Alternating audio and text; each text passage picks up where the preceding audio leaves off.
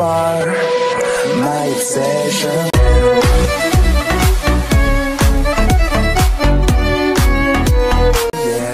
Viginti. Oke kima-kima sekalian, welcome back di channel Viginti. Kali ini kita akan melanjutkan pembahasan light novel Jakuchara volume ke-6 part yang kedua. Seperti biasa, sebelum masuk ke pembahasannya, kalau kalian suka dengan konten kami, mohon bantuan dan dukungannya dengan cara subrek dan klik lonceng notifikasinya agar kalian nggak ketinggalan update dari kami. Kalian bantu dulu kimak channel kita ini biar tembus 500 subscriber, ya kan? Oke lah, nggak usah banyak bacot, kita langsung gas ke pembahasannya. Sekarang kita masuk ke chapter ketiga. Kemudian dilanjutkan dengan kunjungan Tomojaki ke perpustakaan. Seperti biasa, Tomojaki pergi ke sana untuk menjumpai Fuka. Di pertemuan mereka sebelumnya, Fuka berkata kalau ia sedang menulis buku baru dan ia ingin Tomojaki membaca naskahnya. Fuka ingin Tomojaki memberikan pendapatnya tentang naskah yang ia buat. Tomojaki merasa sangat gugup karena dimintai pendapat oleh Fuka. Begitu juga sebaliknya dengan Fuka. Fuka pun memberikan setumpukan kertas naskahnya kepada Tomojaki dan dengan wajah tersipu malu ia langsung meninggalkan perpustakaan. Kemudian dilanjutkan di ruangan kelas. Tomojaki dan anggota panitia lainnya kembali melakukan rapat festival sekolah. Rapat kali ini menentukan pertunjukan apa yang kelas mereka akan tampilkan. Kemudian Yuju yang merupakan ketua panitia mulai memimpin rapatnya. Yuju pun meminta pendapat dari murid lainnya. Beberapa opsi dan pendapat pun mulai diajukan. Mimimi mengajukan drama komedi. Mendengar itu, Tomojaki langsung dengan cepat ingin menolak. Tomojaki memiliki firasat kalau Aoi pasti akan memberinya tugas untuk berpartisipasi di drama tersebut. Demi mencegah hal itu terjadi, Tomojaki pun mulai angkat bicara. Sebelumnya, ada juga yang menawarkan opsi lain. Tomojaki pun memberikan kritiknya terhadap opsi-opsi tersebut. Ia juga bertujuan untuk lebih aktif lagi di rapat kali ini, agar para murid lainnya mulai menganggap dirinya ialah bagian dari kelas juga. Kemudian setelah melewati banyak diskusi, pada akhirnya kesepakatan pun jatuh ke pentas drama. Mereka pun mulai menentukan drama tipe apa yang mereka ingin tampilkan. Diskusi pun berjalan, namun tidak ada kesepakatan. Tomojaki ingin segera memberi saran, namun ia belum menemukan saran yang tepat karena ia sendiri juga kurang tahu mengenai cerita-cerita drama. Kemudian pada saat sedang berpikir, Aoi memberikan sinyal kepada Tomojaki dari tempat duduknya. Tomojaki yang menyadari itu langsung paham kalau Aoi ingin agar Tomojaki segera memberikan pendapatnya. Tomojaki pun memberikan pendapat, yaitu agar membuat cerita original sendiri daripada meniru yang sudah ada. Mendengar saran Tomojaki yang berlawanan dari yang lain, sisi kelas pun terdiam. Namun Takei tiba-tiba berteriak memuji Tomojaki. Suasana kelas pun lepas dari ketegangan. Nakamura dan Takahiro pun ikut menyambung, sehingga Tomojaki pun terselamatkan. Takahiro berkata kalau Tomojaki lah yang akan menjadi sutradaranya. Nakamura juga berkata kalau seluruh tanggung jawab akan diserahkan kepada Tomojaki, mengingat dialah yang memberikan ide. Akhirnya keputusan pun jatuh ke saran Tomojaki. Tomojaki tidak bisa berbuat apa-apa pun hanya menghela nafas dan pasrah. Kemudian pada saat sepulang sekolah, Tomojaki dan yang lainnya pun pulang bersama. Kemudian pada saat di perjalanan, Mimimi dan yang lainnya sibuk memainkan permainan mereka. Alhasil, Tomojaki dan Tama sedikit tertinggal di belakang. Tomojaki yang menyadari itu pun sadar kalau ini kesempatannya untuk meminta foto bersama dengan Tama. Tomojaki pun memulai pembicaraan dengan bertanya, apakah Tama ingin berpartisipasi di festival atau tidak. Tama menjawab kalau ia sedang tidak ingin mengikuti kegiatan apapun. Tama juga sekalian berterima kasih kepada Tomojaki karena sudah membantunya latihan waktu itu. Tomojaki yang menyadari kalau suasananya sedang bagus, mulai menjalankan rencananya. Tomojaki berkata ke Tama kalau ia sudah mempunyai akun Instagram, sehingga ia ingin memposting beberapa foto di akunnya. Tomojaki pun tanpa ragu meminta izin untuk memfoto Tama. Tama pun tidak keberatan dengan permintaan tersebut, asal Tomojaki juga harus difoto. Mereka berdua pun berpose lucu dan berfoto.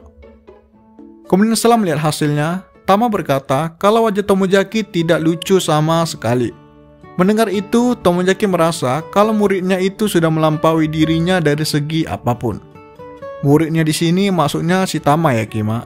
Kalau kalian ingat pas waktu Tomojaki ngebantu Tama waktu itu, nah di situ Tomojaki menganggap Tama ialah muridnya karena ia sendiri yang melatihnya. Oke, kemudian pada saat di rumah, Tomojaki pun mulai membaca naskah cerita yang diberikan Fuka tadi. Setelah membaca beberapa halaman, Tomojaki merasa kalau cerita buatan Fuka terasa lembut dan hangat, atau dengan kata lain bisa menyentuh hati pembacanya. Tomojaki pun sadar kalau cerita buatan Fuka sangat mirip dengan Fuka sendiri. Namun pada saat membaca lembar terakhir, atau lebih tepatnya naskah yang terakhir, ternyata lembarannya masih ada yang kosong. Tomojaki pun sedikit penasaran mengenai klimaks seperti apa yang diinginkan Fuka untuk ceritanya. Kemudian keesokannya pada saat di kelas, Tomojaki pun mendatangi Fuka. Ia hendak ingin memberikan pendapatnya mengenai naskah yang dibuat Fuka. Mereka pun memutuskan untuk makan siang bersama. Kemudian Tomojaki pun mulai mengutarakan semua pendapatnya. Fuka pun sangat senang melihat Tomojaki yang sangat antusias dengan naskahnya. Kemudian Tomojaki melanjutkan dengan bertanya mengenai salah satu naskah yang belum siap. Fuka yang mendengar itu pun terkejut. Ia sadar kalau ia sudah membuat kesalahan. Fuka pun berkata kalau naskah itu hampir selesai, namun ia salah mencetaknya dengan file yang sudah siap. Sambil tersipu malu pun Fuka terus meminta maaf kepada Tomojaki. Kemudian Fuka juga bertanya naskah manakah yang paling Tomojaki sukai. Tomojaki dengan cepat menjawab kalau ia sangat menyukai cerita dari naskah yang belum siap itu. Tomojaki berkata kalau ceritanya sangat hidup, mulai dari karakter, suasana, dan yang lainnya. Tomojaki juga mengungkapkan semua kekagumannya mengenai naskah yang belum siap itu. Kemudian mendengar pujian yang tulus yang diberikan Tomojaki, Fuka pun terharu dan menangis. Fuka berkata kalau ia sangat amat senang mendengar pendapat Tomojaki tadi. Melihat itu Tomojaki sedikit panik. Ia sadar kalau ia sudah membuat seorang gadis menangis pada saat berduaan. Kemudian Tomojaki pun berpikir untuk menggunakan naskah milik Fuka tersebut untuk dijadikan naskah drama kelas mereka nanti. Kemudian kita masuk ke chapter 4 bagian 1. Kemudian dilanjutkan dengan yang tadi. Fuka pun terkejut seketika mendengar permintaan dari Tomojaki. Tomojaki berkata kalau ia sangat ingin melihat naskah itu ditampilkan. Awalnya, Fuka dengan ragu-ragu menjawab kalau ia tidak bisa. Fuka berkata kalau ia sangat menyukai naskah yang satu itu, sehingga ia takut naskahnya tidak tersampaikan ke hati penonton nantinya. Fuka juga berkata kalau naskahnya belum siap. Tomojaki pun membisu mendengar jawaban dari Fuka. Akan tetapi, Fuka tiba-tiba berkata kalau ia akan berusaha menyelesaikan naskahnya dan ia akan memberikan jawabannya lagi nanti. Kemudian pun dilanjutkan di ruangan kelas. Tomojaki dan para anggota panitia lainnya kembali melakukan rapat untuk penentuan naskah drama yang ingin ditampilkan. Yuju membuka topik pembicaraan dengan meminta pendapat dari para murid. Namun tidak ada satupun yang bisa memberikan ide, karena sebelumnya mereka sudah sepakat untuk menggunakan naskah buatan sendiri. Melihat situasi yang menjadi tegang, Tomojaki pun kembali angkat bicara. Tomojaki pun mengusulkan untuk menggunakan naskah yang ia punya. Yang ia punya itu maksudnya naskah buatan Fuka ya Kima. Tomojaki pun dengan segera membagikan naskah cerita Fuka tersebut kepada setiap murid untuk dibaca. Untuk sesaat, Tomojaki merasa kalau ia sudah memimpin rapat tersebut. Kemudian para murid pun mulai berbisik-bisik melihat naskah yang mereka terima. Beberapa murid lain cukup memberikan respon yang positif. Yuju pun selaku ketua panitia juga menyetujui usulan dari Tomojaki. Tomojaki pun sekilas melirik ke arah Fuka dan melihatnya sedang mengangguk sambil tersenyum. Kemudian diskusi kedua pun dilanjutkan untuk membahas manga cafe yang lagi-lagi diusulkan oleh Tomojaki. Mereka pun mulai mendiskusikan bahan-bahan dan hal-hal yang perlu disiapkan. Kemudian pada saat diskusi sedang berlanjut, Tomojaki melihat kembali ke handphonenya untuk mengecek kembali daftar misi yang belum ia selesaikan.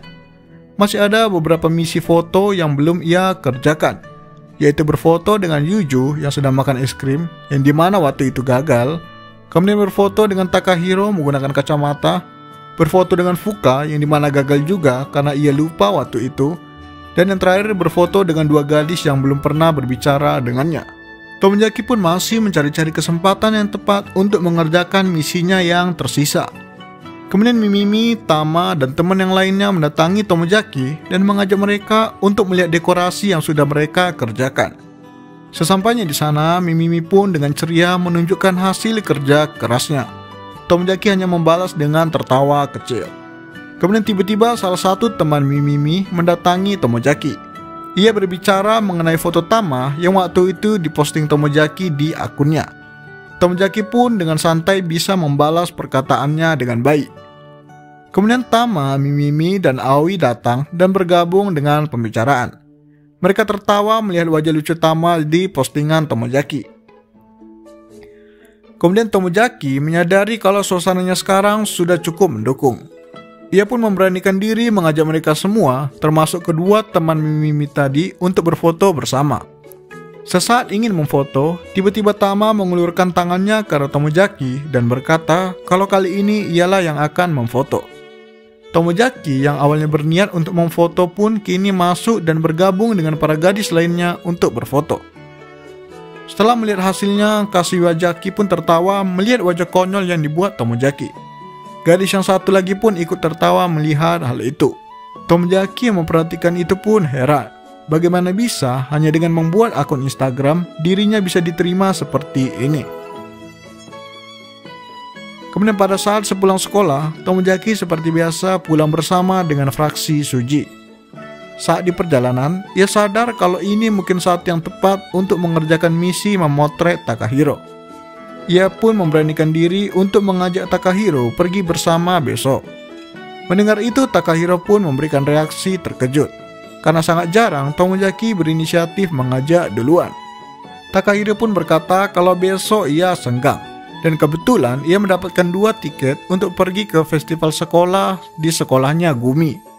Nah, yang udah lupa, si Gumi itu teman kerjanya Tomoyaki dan Takahiro di tempat karaoke. Oke, lanjut. Mendengar itu pun Tomoyaki sedikit lega karena rencananya masih lancar sejauh ini. Namun tiba-tiba Takahiro lanjut bicara. Ia berkata kalau sekolah Gumi ialah sekolah khusus perempuan. Mendengar itu, ketenangan dan kelegaan Tomoyaki hilang seketika. Ia merasa kalau besok ia akan masuk ke sebuah dungeon level terakhir.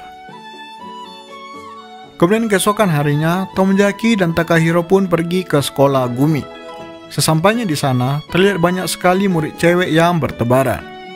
Tomoyaki pun seketika merasa grogi, karena baru kali ini ia melihat sekumpulan gadis sebanyak itu. Takahiro yang menyadari kalau Tomoyaki gugup langsung menggodanya dan berkata kalau Tomoyaki harus berbicara dengan salah satu dari mereka. Takahiro berkata kalau salah satu alasan cowok pergi ke sekolah khusus perempuan ialah untuk berkenalan dengan mereka. Mendengar itu Tomoyaki langsung ingin menolak. Namun Takahiro berkata kalau ini merupakan kesempatan yang bagus. Mau tidak mau Tomoyaki pun hanya bisa menurut. Kemudian Takahiro dengan cepat langsung memanggil 2 siswa perempuan yang kebetulan lewat. Dengan cepat Takahiro bisa akrab dengan mereka. Namun Tomoyaki hanya terdiam di belakang Takahiro. Ia bingung harus berbicara apa. Takahiro yang menyadari itu pun mencoba memperbaiki suasana agar kedua cewek tadi tidak terganggu dengan kehadiran Tomoyaki. Kemudian setelah kedua cewek itu pergi, Takahiro berkata kalau Tomoyaki masih sangat awam untuk hal ini. Ia pun mengajari Tomoyaki dasar-dasar berkomunikasi dengan cewek yang baik dan benar. Kemudian setelah mendengar seluruh penjelasannya, Tomoyaki tiba-tiba spontan bertanya mengapa Takahiro masih menggoda cewek lain, mengingat dirinya menyukai Aoi. Takahiro yang mendengar itu sontak diam. Kemudian ia berkata kalau ia memang menyukai Aoi, namun mereka belum berpacaran, sehingga tidak ada batasan untuk bergaul dengan gadis lain. Mendengar itu Tomoyaki sedikit tidak setuju. Menurutnya, jika kita menyukai seseorang, maka pastinya kita tidak akan mendekati orang lain. Kemudian Tomoyaki dan Takahiro pun melanjutkan dengan berkeliling mengunjungi beberapa kelas. Mereka pun menjumpai Gumi yang sedang duduk di depan kelasnya. Tomoyaki dan Takahiro pun dengan cepat mengomentari topi kelinci milik Gumi. Gumi dengan respon malasnya membalas balik perkataan mereka. Kemudian Gumi pun menyarankan mereka untuk mencoba rumah hantu yang dibuat oleh kelasnya. Mereka dengan gampang berhasil keluar dari rumah hantu yang tidak seram itu. Kemudian setelah itu mereka pun berpisah dengan Gumi dan melanjutkan untuk mencari gadis lagi. Dengan cepat Takahiro pun kembali menemukan sepasang gadis yang lewat. Dengan cepat ia pun langsung menyapa gadis tersebut dan mengambil alih percakapan. Tomoyaki melihat itu kembali tidak berdaya. Ia hanya bisa terdiam melihat skill komunikasi Takahiro yang sangat ahli. Kemudian salah satu gadis tersebut memberikan kacamatanya kepada Takahiro. Melihat itu, Tomoyaki pun teringat mengenai misinya. Ia pun dengan segera bergabung ke percakapan dan berkata kalau ia akan memotret mereka. Kedua gadis tersebut pun sambil tertawa ikut bergabung dengan mereka. Kemudian setelah mendapatkan hasilnya dan memastikan kalau kali ini tidak buram, ia pun dengan segera mengirimkan foto tersebut ke Aoi sebagai bukti tugasnya. Setelah itu mereka melanjutkan berkeliling menikmati festival sekolah di sekolah perempuan. Oke lah Kimakku, sekian pembahasan part 2-nya. Menurutku ya Kimak, di part ini Tomoyaki udah mulai terbiasa lah ngomong di depan kelasnya. Namun, ia masih sangat gugup jika dihadapkan dengan orang asing yang belum ia jumpai sebelumnya. Di sini juga bisa kita lihat kalau si Takahiro itu agak-agak pemain orangnya, ya kan? Kayak awak. Oke lah Kimak, sampai sini aja video kali ini. Kita akan lanjutkan di part 3-nya nanti. Jangan lupa like, comment, subrek,